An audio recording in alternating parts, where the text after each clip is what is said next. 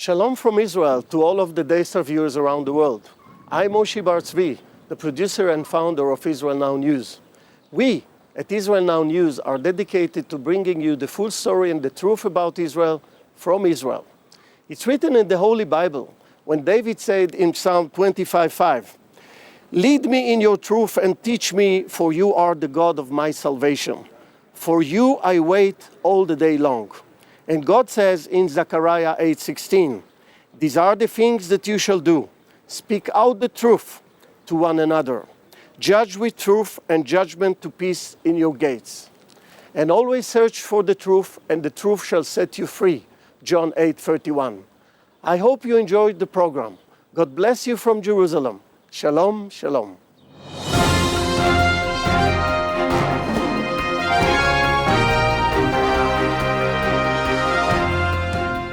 Welcome to Israel Now News. I'm Yochanan El-Rom. And I'm Erin Viner. In our top story, the state of Israel has been hit by a series of terrorist attacks. Last week, Palestinian terrorists were able to successfully carry out several minor terrorist attacks, but due to highly alert Israeli citizens and security forces, injuries were limited. Civilians on an intercity bus near Tel Aviv noticed a suspicious package and notified the bus driver, who was able to stop and evacuate the vehicle before the bomb exploded. One police officer was injured when the explosive device discharged before police sappers could perform a controlled detonation. And in a separate incident, an Israeli security officer was brutally stabbed by a Palestinian terrorist outside Jerusalem last week. Although the 6-inch blade was completely embedded in the officer's back, it missed the man's heart and other vital organs. The victim is in stable condition and is expected to make a full recovery. Israeli Prime Minister Benjamin Netanyahu said, "In the past few days, we have witnessed a growing trend of attempted attacks. Since the beginning of the year, there were 150 significant attempts. We have managed to thwart these attacks because of our aggressive policy towards terrorist activity and the excellent work of our security forces." Israel is also combating an increase in terrorist activity along its southern border. Erin Viner has more on that story. Yes, Yochanan, a civilian worker for Israel's Ministry of Defense was murdered by a Palestinian sniper firing from Gaza.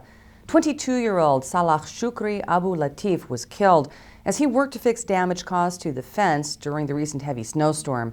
Israel's Air Force responded with precision airstrikes targeting 6 locations of terrorist infrastructure in the Hamas-controlled enclave.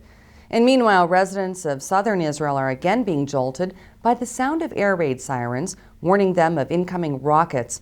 One missile fired by the Gaza-based Palestinian terrorists hit a bus stop used by children in the residential neighborhood of the Chof Ashkelon Regional Council. An area resident said that everyone was very lucky that the attack occurred in the middle of the night when no one was wounded or killed. Other armed terrorists from Gaza have increased their efforts to infiltrate Israel along the security fence with the apparent goal of perpetrating mass casualty attacks within the country. In addition, the IDF is reporting multiple attempts by terrorists to plant bombs and other explosive devices along the border. Israel is moving forward with plans to release another 26 convicted Palestinian terrorists as part of the current peace talks with the Palestinian Authority. Under immense pressure from the United States, Israel has agreed to free more than 100 Palestinian terrorists with blood on their hands. Although Israel has seen absolutely no good faith from the Palestinians, it continues to make concessions in an attempt to broker a peace deal.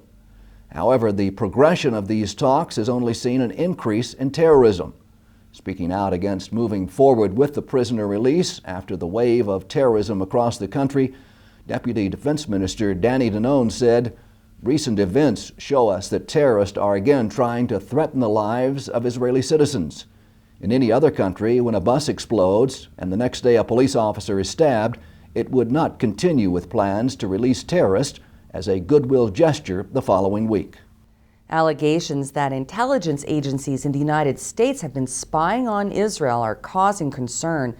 Reports of leaked U.S. National Security Agency documents detail the surveillance of high-ranking Israeli officials, including the email and text messages of several prime ministers, as well as the Ministry of Defense. Several Israeli leaders said that they believe that Washington is exercising a double standard by continuing to incarcerate former U.S. Naval Intelligence agent Jonathan Pollard while conducting espionage against the Jewish state. Pollard is currently serving his 29th year of a life sentence for passing classified U.S. military information to Israel, marking the only time in American history that a defendant was given a life sentence for passing intelligence to a U.S. ally. The average sentence for the crime is between 2 and 4 years in federal prison. Member of Knesset Ayelet Shaked co-chairs a caucus on Pollard's behalf and said that she finds it inconceivable that while Pollard has been rotting in an American prison for decades, the U.S. is guilty of committing the same offense against Israel. U.S. President Barack Obama has publicly asked Congress not to approve further sanctions against Iran, saying that the hardline Islamic Republic deserves a chance to prove that its rogue nuclear program is meant only for peaceful purposes. Obama asks that Congress give diplomacy a chance to work. The White House spokesman stressed that even if the sanctions were approved by Congress, Obama would veto the measure. Israel remains adamant that harsh sanctions have driven Tehran to the negotiating table and that if allowed, Iran will continue creating nuclear weapons with which it plans to destroy the Jewish state. The leaders of the Congressional Israel Allies Caucus Foundation made headlines last week for calling out the American Studies Association for employing double standards after the organization voted to boycott Israeli universities and educational institutions. U.S. Representative Eliot Engel expressed deep disappointment at the ASA decision and said that he simply fails to see how cutting off ties to Israeli universities furthers the interests of peace and coexistence. He went on to say that many within the Israeli academic community are strong and vocal proponents of peace and are simply being boycotted due to their nationality and academic affiliation. Engel then pointed out that while Israel is the first country to be boycotted by the academic organization, the ASA has chosen to remain silent concerning the ongoing slaughter in Syria, the continued imprisonment of democracy activists in Iran, as well as scores of human rights violations committed by dictatorships around the world. Palestinian Authority President Mahmoud Abbas insulted Christians around the world last week by saying that Jesus was Palestinian. In his highly offensive Christmas address to the Arab Christians who are mercilessly persecuted by the PA, Abbas said that Jesus was a Palestinian messenger. The Israeli Foreign Ministry responded that Abbas's statement was offensive nonsense and that it was an outrageous rewriting of Christian history. The Palestinian Authority is notorious for its persecution of Christians. The remaining Christian community of Bethlehem lives in fear of Muslim Palestinians in that city. Under the control of the PA, Muslim terrorists have been allowed to lay siege to and desecrate churches and murder Christians in the streets. Many Christians have been forced to leave the birthplace of Christianity and flee into Israel, where their right to practice their religion is protected. One Israeli official said, "The exodus of Christians from Bethlehem turned into a flood the moment the PA took control." Many people are celebrating the peak of the holiday season this week. We at Israel Now News would like to wish all of our viewers a very Merry Christmas and a safe and happy, healthy New Year. And we pray that God will continue to bless Israel and its Christian allies throughout the world. Happy holidays.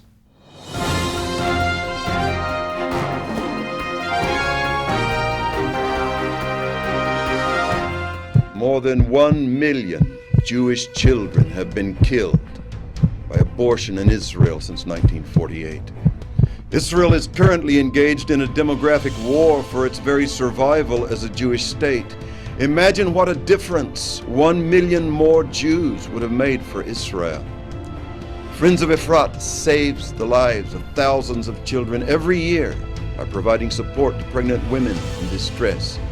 Since 1977, Efrat has saved over 30,000 lives and is recognized as a world leader in preventing abortions. You can play a major role in Israel's survival now by helping us save Israel's unborn children.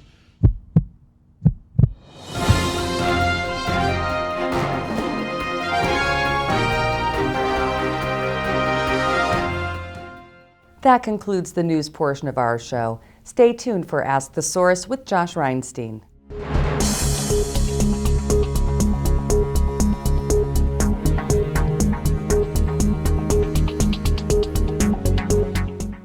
Hello and welcome to Ask the Source. I'm your host Josh Reinstein, and we're here on location at the Knesset, Israel's parliament, here in Jerusalem. My guest today is Speaker of the Knesset, Yuli Edelstein. Yuli, thank you for being on the show. Thanks for having me. Yuli, your history here is very famous, very well known. You were a Fuznik in the former Soviet Union. You went to the Gulag for standing up for Jewish rights, then moved to Israel and went all the way to become now the Speaker of the Parliament of Israel. How does this history that you've had affect your current work? I would say two things. First of all, you learn to respect your own beliefs, and you know that in the end, even if in the beginning there's no understanding, I'm talking about the Gulag, criminals all around you all of a sudden see you praying or see you not eating certain things, definitely it's hard for them to grasp the idea. In the end, they learn to respect you the way you are because they understand that you really believe in these things. So this is rule number one. Rule number two, each time when people talk to me about limiting certain things in Israeli democracy and even start telling me that we are sometimes so open that the brains fall out, I'm very cautious and I always know what the alternative is. And I always remind them that there may be too many voices and too many factions in this impossible Knesset, the Israeli parliament, but I know the alternative too well, and I'm very proud of the fact that I'm really the representative now of the Israeli democracy, the Speaker of the Knesset, where every segment of Israeli population, Jews and Christians and Druze and Muslims and you name it, everyone's represented.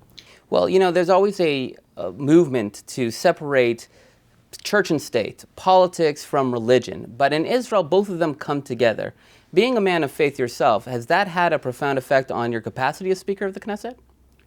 Well, first of all, I think that there are certain aspects, or I would even dare say the way I see things is influenced by my being, as they say, an observant Jew, someone who believes in the commandments. But I would say on a broader scale that the division of religion and state in a country like Israel is something very dangerous, I think. That we do live with impossible reality where we as Jews are both a nation and a religion and the only probably nation in the world that you can officially join by going through a conversion.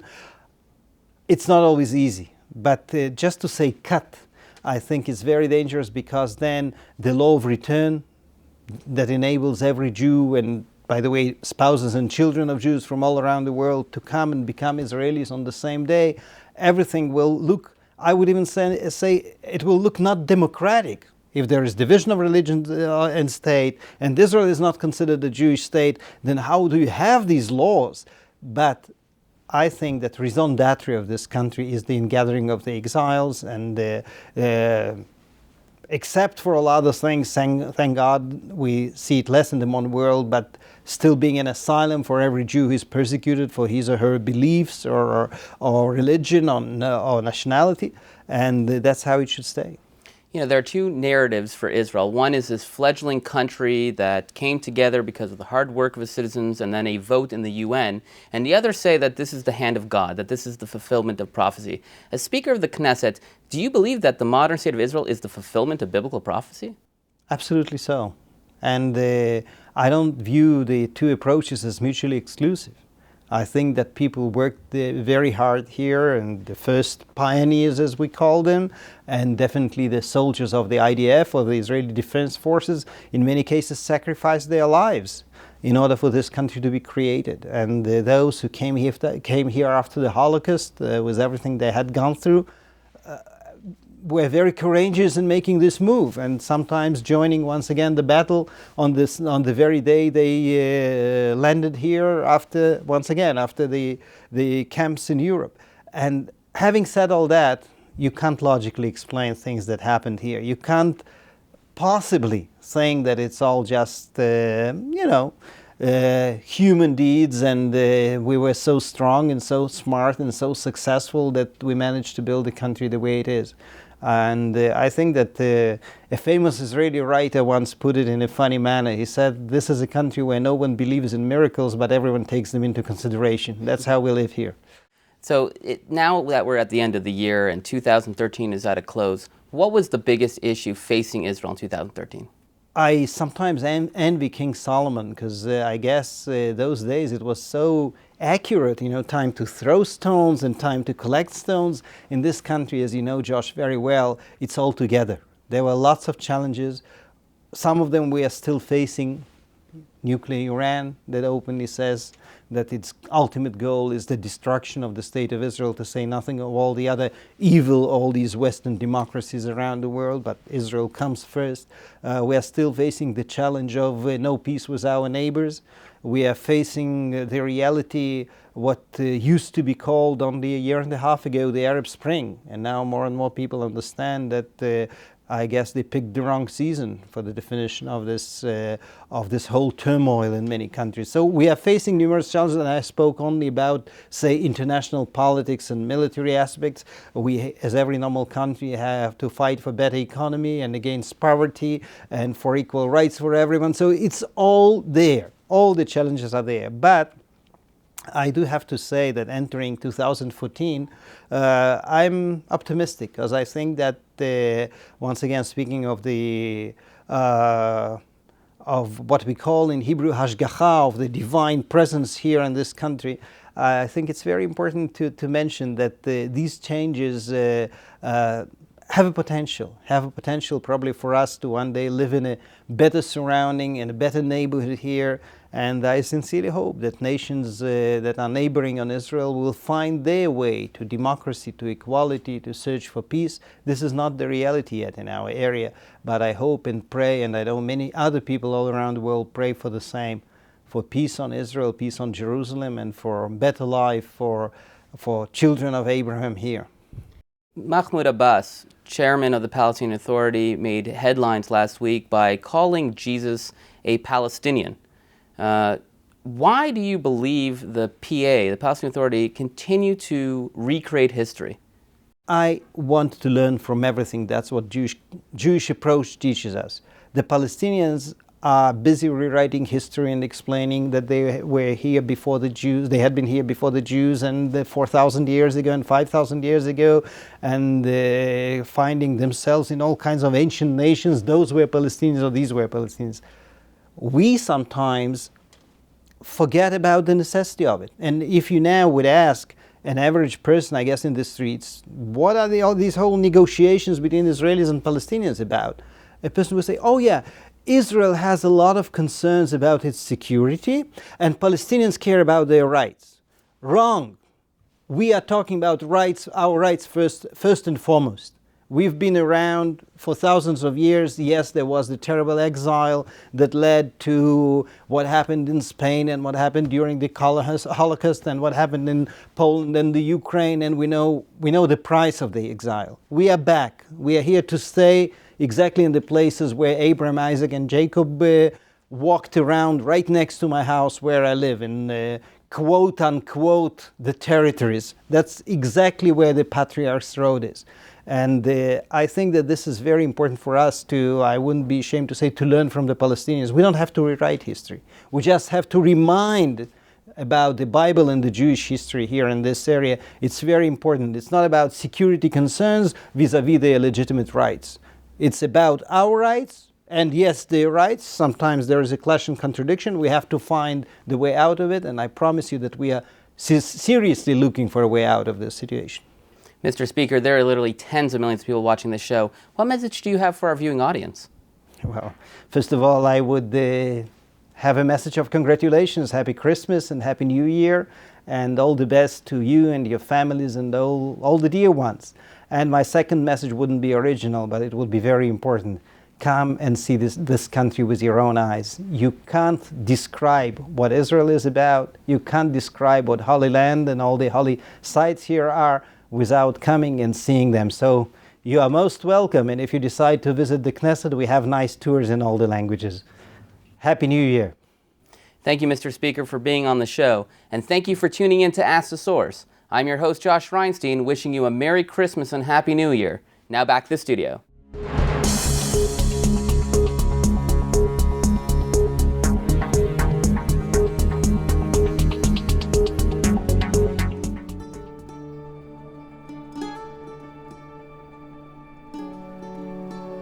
This is Jerusalem, Israel's capital city. It's an ancient and modern treasure that is beyond belief.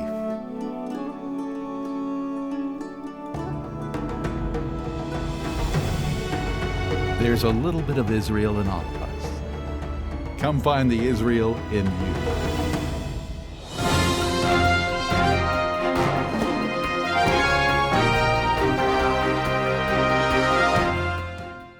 Up next, Shining Light from Israel.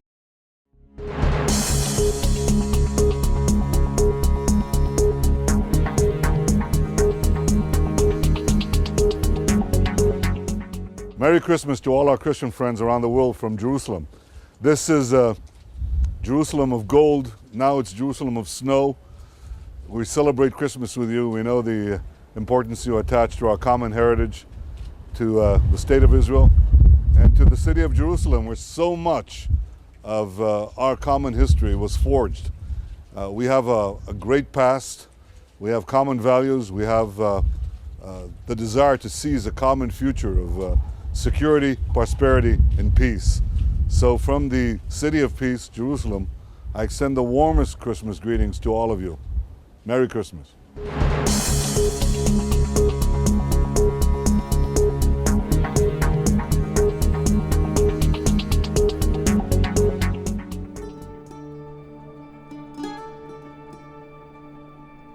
Anywhere else, this would be a vacation by a lake.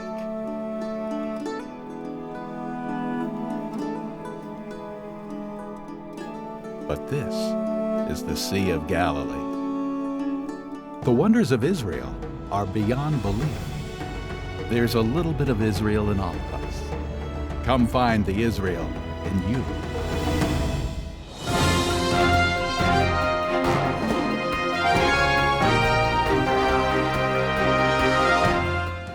Please stay tuned for the ICEJ report from the International Christian Embassy, Jerusalem.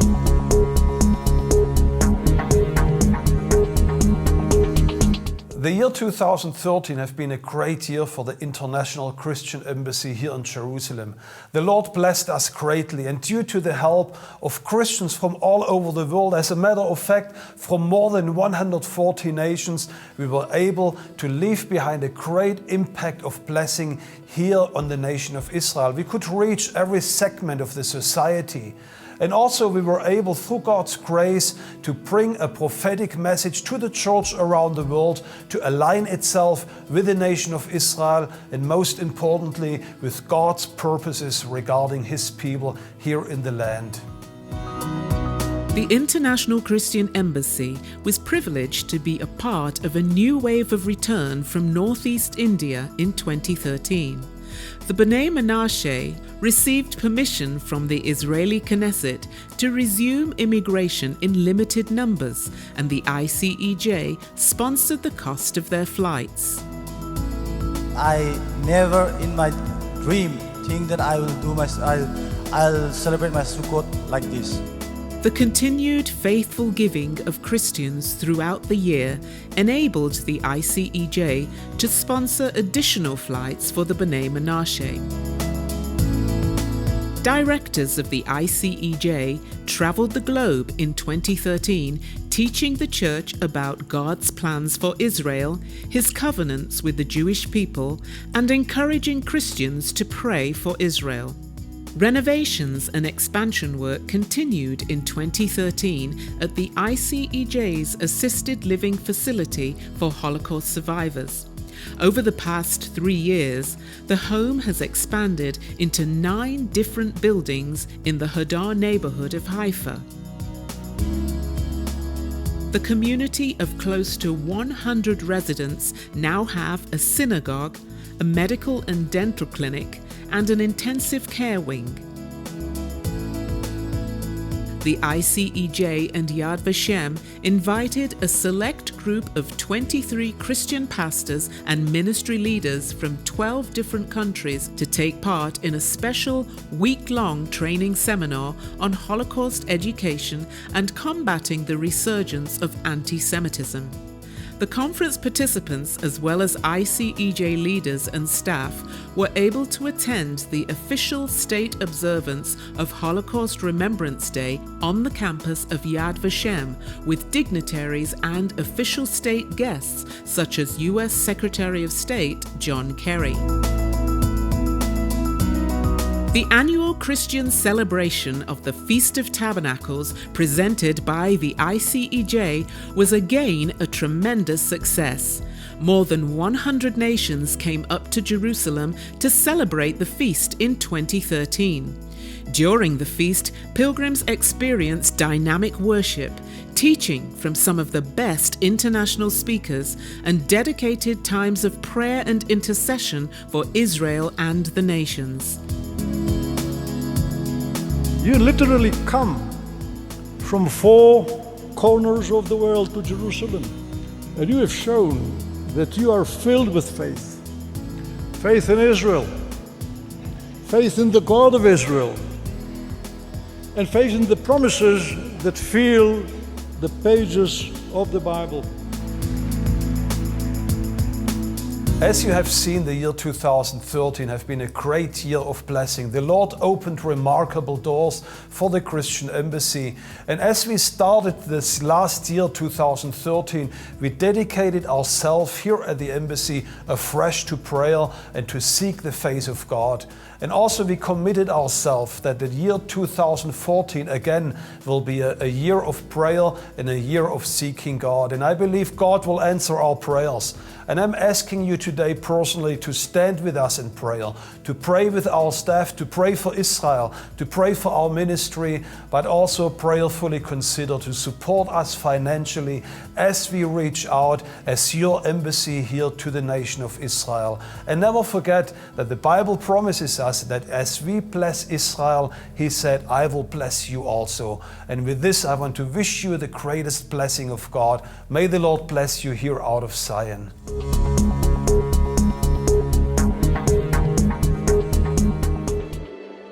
Those who dreamed about the Jewish state, those who wrought the historical miracle, and against all odds established a state.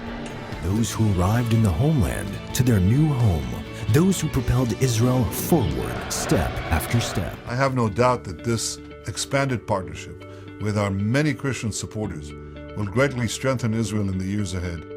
And I want to thank you all for being part of that historic effort and that historic partnership. May God bless all of Israel's friends throughout the world.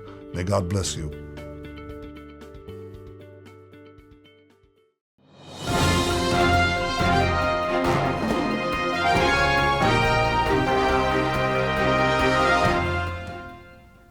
And that's all for this edition of Israel Now News. I'm Yochanan Elrom. And I'm Erin Viner, reporting from our studio in Jerusalem. Please join us again next week for all of your Israel updates.